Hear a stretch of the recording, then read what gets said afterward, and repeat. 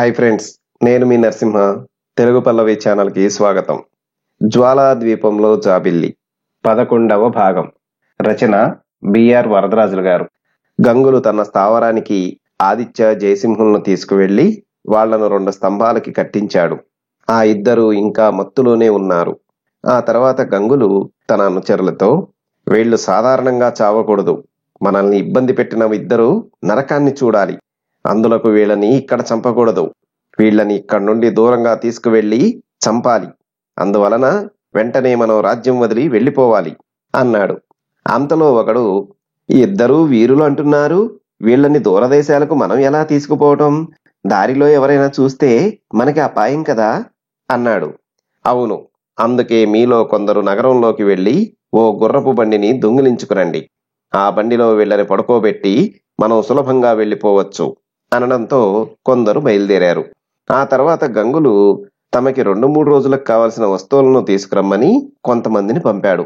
చెరసాల నుండి తప్పించుకున్న 10 మంది దొంగలు నగరంలోకి వెళ్లారు. గంగులు మరో 4 దొంగలు మాత్రం అక్కడ ఉన్నారు. సేనాధిపతి కీర్తిసేనుడు చెరసాల నుండి గంగులు అనుచరులు తప్పించుకున్నది ఆలస్యంగా తెలుసుకొని వారిని ఎలాగైనా బంధించాలని సైనికులను తన వెంట తీసుకొని అడవి అంతా గాలించసాగాడు. చాలాసేపు దొంగల్ని వెతికి సైనికులు అలసిపోయారు. పైగా అంతా చీకటిగా ఉన్నందువలన అందరూ అలాగే కూర్చునిపోయారు. కాని కీర్తిసేనుడు నిద్రపోకుండా అటూ ఇటూ చూడసాగాడు. సరిగ్గా ఆ సమయానికి గంగులు అనుచరులు తమ స్థావరం నుండి బయటికి వచ్చారు. ఆ రాత్రి సమయంలో తమని బంధించడానికి ఎవరూ ఉండరని మాట్లాడుకుంటూ నడవసాగారు. వారికి అతి సమీపంలో ఉన్న కీర్తిసేనుడికి చిన్నగా మాటలు వినిపించడంతో చెవులు రిక్కించి విని ఎవరో వస్తున్నారనుకుని తన సైనికులను అప్రమత్తం చేశాడు. సైనికులు సవ్వడి చేయకుండా మెల్లగా వెళ్లి ఆ దొంగల మీదికి దుమికారు. దొంగల కన్నా సైనికుల సంఖ్య ఎక్కువ ఉన్నందువలన సులభంగా దొంగలను బంధించారు. కీర్తిసేనుడు వారి ముందుకు వచ్చి, ఎక్కడ మీ స్థావరం ఉంది? మీ నాయకుడు ఎక్కడ? మర్యాదగా చెప్పండి అని బెదిరించాడు. మా ప్రాణం పోయినా మీ ప్రశ్నలకు సమాధానం చెప్పము అని వాళ్లు అనడంతో కీర్తిసేనుడు కోపంతో, వీళ్ళని మన పాతాళ చెరలో ఉంచండి, వీరి సంగతి నేను తర్వాత గమనిస్తాను అంటూ ముందుకు నడవడంతో సైనికులు దొంగల్ని లాక్కుని నడిచారు. వారిలో ఒక దొంగ మాత్రం తప్పించుకుని పారిపోయాడు.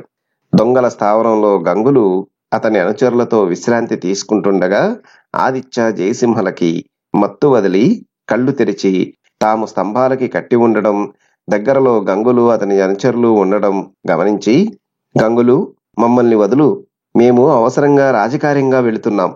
నిన్ను నీ అనుచరులను ఇకపై ఎవరూ బంధించకుండా ఉండడానికి ఏర్పాటు చేస్తాం. మాకు సమయం చాలా తక్కువగా ఉంది అన్నారు.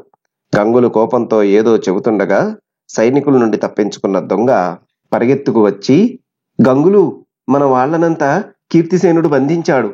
నేను మాత్రం తప్పించుకుని వచ్చేశాను. కానీ ఇక్కడికి కొంత దూరంలో గంగరాజు అనుచరులతో ఇటువైపు రావడం గమనించాను. మనం త్వరగా ఇక్కడి నుండి వెళ్ళిపోవాలి అన్నాడు. గంగులు కోపంతో, చాలా రోజుల తర్వాత మన వాళ్ళు తప్పించుకున్నారని అనుకుంటుండగా అంతలో సైనికులు బంధించారా? మరి ఈ సమయంలో గంగరాజు ఎందుకు వస్తున్నాడు? వాడిని ఎదిరించడానికి మన వల్ల కాదు. సరే, ముందు ఆయుధాలు బయటికి తీయండి అని అంటుండగా లోపలికి గంగరాజు అతని అనుచరులు కత్తులతో అరుస్తూ వచ్చారు. గంగులు అతని అనుచరులు వాళ్ళని ఎదిరించారు. కానీ గంగరాజు అనుచరులు ఎక్కువ మంది ఉండడం వలన గంగులు అనుచరులను చంపేశారు. గంగరాజు కత్తి గంగులు మెడ మీద పెట్టి, గంగులు, ఎన్నిసార్లు మా వాళ్ళని చంపావు? నేను ఎప్పుడైనా దొంగతనానికి విశాలపురానికి వచ్చానా? కానీ నువ్వు ఇక్కడ దొంగతనాలు చేస్తున్నావు. మా నగరానికి వచ్చి దొంగతనం చేస్తున్నావు. అడ్డు వచ్చిన నా తమ్ముణ్ణి అనుచరులని చంపి తప్పించుకున్నావు. నిన్ను వదులుతానా? నిన్ను నీ స్థావరంలోనే చంపాలని ఇన్ని రోజులు ఎదురు చూశాను. మంచి సమయానికి వచ్చాను అన్నాడు. గంగరాజు, నన్ను వదిలేయి, ఇకపై నీ జోలికి రాను, ఈ నగరం వదిలి వెళ్ళిపోతాను అని గంగులు అంటుండగా గంగరాజు అతని మాటలు వినకుండా తల నరికేశాడు. అంతటినీ చూస్తున్న ఆదిత్య జయసింహలకి ఏమీ అర్థం కాలేదు. అంతలో గంగరాజు వారి వద్దకు వచ్చి, ఎవరు మీరు? మిమ్మల్ని గంగులు ఎందుకు బంధించాడు అని అడగడంతో ఇద్దరూ తమ గురించి చెప్పారు. అయితే మీరు రాజుగారికి సంబంధించిన వారన్నమాట. మిమ్మల్ని నమ్మకూడదు. మీ వలన నాకు అపాయం ఉంటుంది, మిమ్మల్ని చంపేయాలి అని గంగరాజు కత్తిని పైకెత్తాడు. అంతలో అతని అనుచరుడు, ఎందుకు అనవసరంగా చంపుతారు? గంగులు అతని అనుచరులు శత్రువులు, అందువలన చంపారు. వీళ్ళని చంపటం కన్నా కపాలదేవి వారికి బానిసగా అమ్మితే మనకి బంగారు నాణేలు వస్తాయి అన్నాడు. గంగరాజు నవ్వుతూ, నీ ఆలోచన బాగుంది. వీళ్ళని బాగా కట్టి బయట ఉన్న మన గుర్రబండిలో ఉంచండి.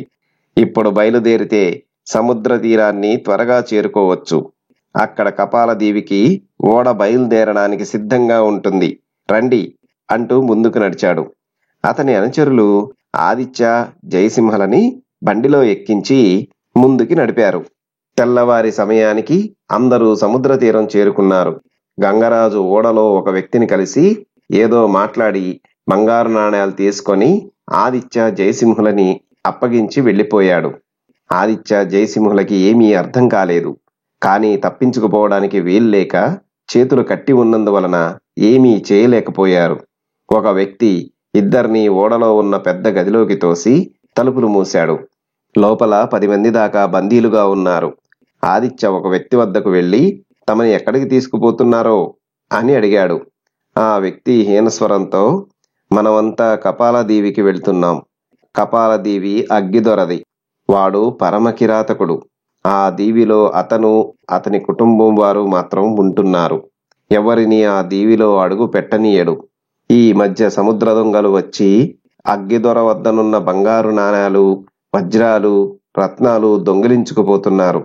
వాళ్ళని ఎదిరించడానికి, ఆయనకి కాపలాగా ఉండడానికి చుట్టుపక్కల రాజ్యాల వారిని అడిగాడు.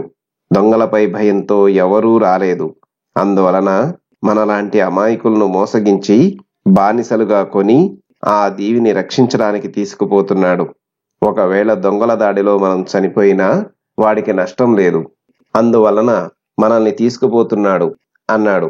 అంతా అర్థం చేసుకున్న ఆదిత్య, జయసింహ ఓడలో నుండి ఎలాగైనా తప్పించుకోవాలని మనసులో అనుకున్నారు. ఓడ సగం దూరం వెళ్లిన తర్వాత బానిసలకున్న చేతి కట్లు విప్పేశారు. గది తలుపులు తెరిచి ఉంచారు. అది ఆ ఇద్దరికీ సంతోషమైంది. మర్నాడు ఉదయం ఓడ కపాలదేవిని చేరుతుందని చెప్పడంతో ఆదిత్య, జయసింహ, ఈ రాత్రి మనం వీరిచ్చిన తిండి తిని నిద్రపోకుండా ఉండి అందరూ నిద్రపోయిన తర్వాత ఈ గది నుండి బయటకు వచ్చి ఓడలో నుండి సముద్రంలోకి దూకి ఈదుకొని వెళ్ళిపోదాం. ఈ సంగతి మిగతా వారితో చెప్పకు అని మెల్లగా చెప్పాడు. అనుకున్నట్లు అంతా జరిగింది. బానిసలందరూ నిద్రపోయారు. జయసింహ, ఆదిత్య నిద్రపోకుండా మేలుకొని ఉన్నారు. కానీ వారి వల్ల కాలేదు. నిద్ర ముంచుకు వస్తుంది. అతి కష్టంతో నిద్ర ఆపుకొని అర్ధరాత్రి అయిన తర్వాత లేచి గది నుండి బయటికి వచ్చారు. కాపలా వాళ్ళు నిద్రపోతున్నారు. నెమ్మదిగా ఓడ మీదికి వెళ్లి సముద్రం వైపు తొంగి చూశారు. ఆదిత్య, నాకు నిద్ర ముంచుకు వస్తుంది. ఈ నిద్రమత్తులో సముద్రంలోకి దూకితే మనకి చాలా కష్టం అన్నాడు జయసింహ. అవును, నా పరిస్థితి అంతే. అతి కష్టపడి నిద్ర మేలుకొని ఉన్నాను. మనం ఇప్పుడు ప్రయత్నించకపోతే ఆ దీవిలో చిక్కుకుపోతాం. అప్పుడు ఇంకా కష్టం అంటూ ఆదిత్య 2 అడుగులు వేశాడు. అడుగులు తడబడసాగాయి. కళ్ళు మూతలు పడసాగాయి.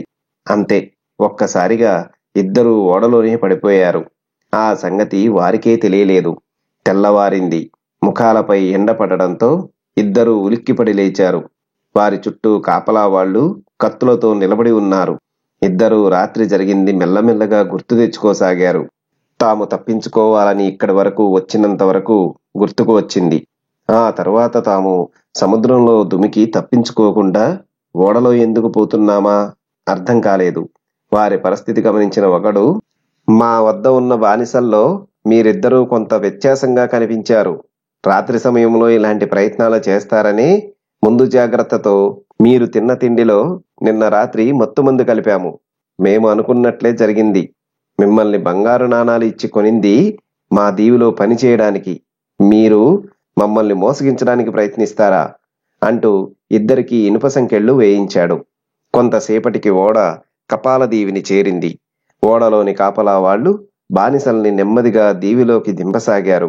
బానిసలలో ఇద్దరిని మాత్రం సంకెళ్లతో బంధించి తీసుకురావడంతో అగ్గిరాజు ఆశ్చర్యంగా చూడసాగాడు. ఇంకా ఉంది. చూశారు కదా ఫ్రెండ్స్, ఇది ఈ రోజు కథ. మరొక మంచి కథతో తదుపరి వీడియోలో కలుసుకుందాం. ధన్యవాదాలు.